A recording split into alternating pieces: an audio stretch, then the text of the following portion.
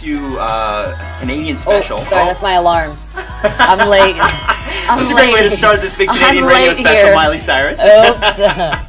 11:30. That's what time I planned on showing up. Okay. Well, I got here early. that's is that rare for you, or usually on I'm time? usually not that on time. I have my own concept of time. Okay. No, I watched this Grace Jones interview, and I was obsessed that she said she had her own concept of time to the interviewer because she was 7 hours late to her interview.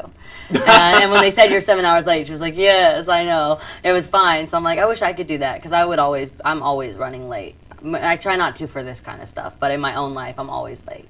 And I'm like a flaker too. Oh, I'm the worst. You know, when you make like, oh, yeah, let's have dinner this week for sure, and then he's like, oh, I forgot I have this doctor's appointment and I have to go to the dentist today, and it's like everything else comes up. Does that drive your friends crazy? Yeah. Or yeah. Yeah, but it's just because I'm a homebody, so I want everyone to come to me. I wish I could just put like a compound with like a store and a sushi restaurant You need like behind a my Starbucks gate. or something, Yeah, that's exactly what I need. They have some communities that are like that, but that's a little cat in the hat for me. Okay. It feels kind of like a weird fake world. I don't want to be too locked away out because I will go crazy.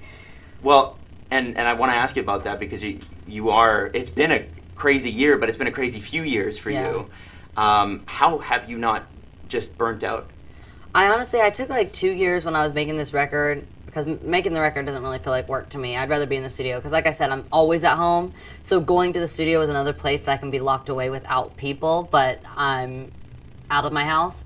So I like doing that. I pretty much try to go to the studio every day, even when I'm not working. I've got this crazy 2-week trip coming up. I'm going to London and Germany. I get home on the 27th, and I already have a session booked for the 28th because I just want to go right back into the studio. So jet lag's not even like a thing?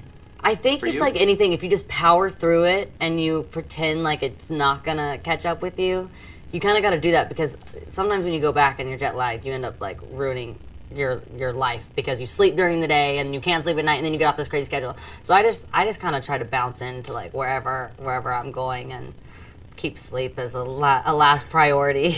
Is it true that you're in the studio all night long? It's not. You don't keep normal hours? No, I'm like a night owl because I don't get to the studio till about 5, which means I don't lay vocals down.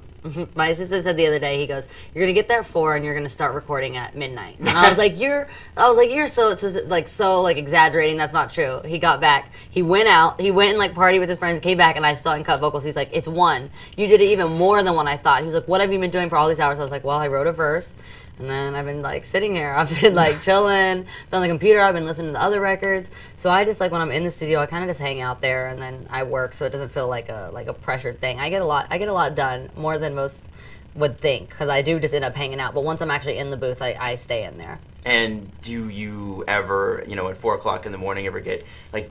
I mean, nobody ever talks about in the studio. Do you ever get vocally tired and then have to keep going? And yeah, there's times where I can feel it though. Like I know when I'm wearing myself down. So I always just try to protect myself. I kind of know when my voice is gonna be tired. So I try to stop and like kind of protect myself, because I know I have to tour so much, and I have to like do even stuff like this is actually harder on your voice. Talking is harder than singing. Really? Yeah, it's like it's a whole different thing of like how you use your vocal cords. And when you sing, you use a totally like different part. You use a lot of like your head voice, so it doesn't actually like hurt you.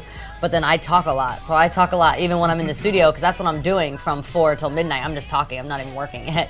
So yeah, it's kind of like you gotta know when to stop, and then you come in the next day and you finish, and you just gotta keep yourself like healthy.